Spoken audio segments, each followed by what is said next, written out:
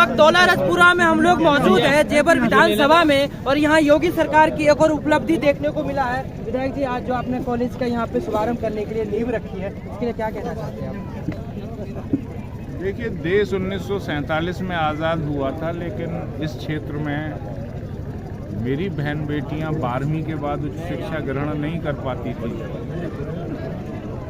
तो ये मेरे लिए तो बहुत ही ज़्यादा सोचने का विषय था, लेकिन मुझे तरस पूर्व में रहे उन जनप्रतिनिधियों और सरकारों पर भी आता था जो लोगों को जाति और मजहब के नाम पर उलझाकर वोट तो लेती हैं, लेकिन उनकी उन्नति, उनकी खुशहाली के लिए कोई चिंता नहीं करता। चूंकि ये अल्पसंख्यक बहुल क्षेत्र है और यहाँ वोटों के ठेकेदार आ जाएंगे चुनाव के समय, लेकिन काम करने वाले ये लोग कैसे शिक्षित हों, कैसे मजबूत हों, इस बात की कोई चिंता नहीं करता।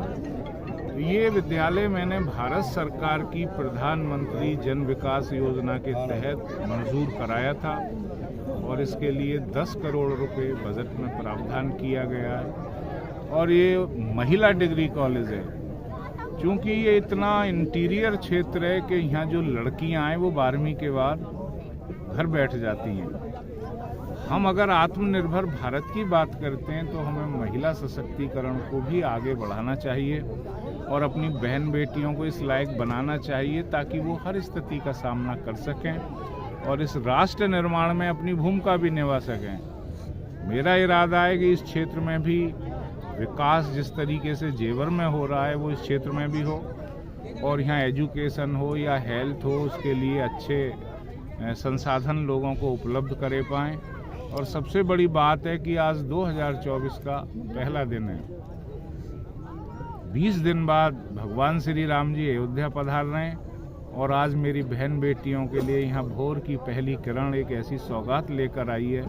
उनके लिए नए साल का तोहफा इस महाविद्यालय के रूप में जो इस क्षेत्र की दिशा और दशा दोनों बदल देगा। क्योंकि अगर हम एक महिला को शिक्षित करेंगे तो मैं समझता हूं कि नस्लें शिक्षित होंगी। जी, ये इसके लिए प्रयास कब से चल रहा था इस विद्यालय के लिए? ये सन 2018 से हमने क्लस्टर बनवाए, उसके बाद फिर हम जिला स्तर पे कमेटी बनी, उसमें से पास कराया।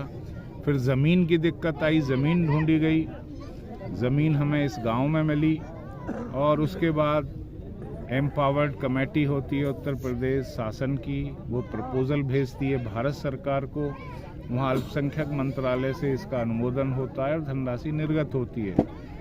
तो जिस तरीके से हम अपनी परीक्षाएं देते हैं या अपना कोई काम करते हैं, उसी तरीके से इस विद्यालय के पीछे लगा गया और उत्तर प्रदेश शासन से प्रस्ताव भिजवाया समय पर, ताकि भारत सरकार में वो समय पर प्रस्तुत हो सके और उसे वहाँ से मंजूर कराए। इसके लिए मैं तत्कालीन अल्पसंख्यक कल्याण मंत्री से भी कई दौर की वार्ता कर चुका था और यहाँ के लोगों को भी साथ ले गया था कि मेरे यहाँ अल्पसंख्यक बहुल क्षेत्र हैं जहाँ लोगों के पिछड़ेपन को दूर करने के लिए हमें एजुकेशन की आवश्यकता है। तो उन्होंने भी इसमें मदद की और कुल मिलाकर यह लोगों का बहुत पुराना सपना था जो आज सन 2024 की 1 जनवरी को साकार होने जा रहा है। देखिए, मुस्लिम बहुल क्षेत्र है और अक्सर धर्म की राजनीति जो है वोट बैंक के टाइम पे किया जाता है, तो ऐसे लोगों के लिए क्या कहेंगे आप?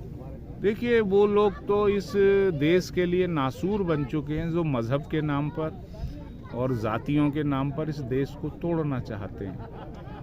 हम सब एक मोती की तरह एक माला के रूप में अगर काम करेंगे तो ये देश मजबूत बनेगा। ठाकुर धीरंधर सिंह, ठाकुर धीरंधर सिंह। संग्राम के आंदोलन में कोई किसी की जाति नहीं थी, सबने इस मुल्क के लिए संघर्ष किया था। आखिर आज़ादी के बाद लोग जाति और धर्म की बात क्यों करते हैं? हम सनातन संस्कृति के लोग हैं, सभी का सम्मान करते हैं। हमारा धर्म सिर्फ और सिर्फ सेवा है और सबका साथ, सबका विकास की भावना के साथ हम आगे बढ़ रहे हैं ताकि मोदी जी के नेतृत्व में हम इस देश को मजबूत बना सकें। ठाकुर धीरंधर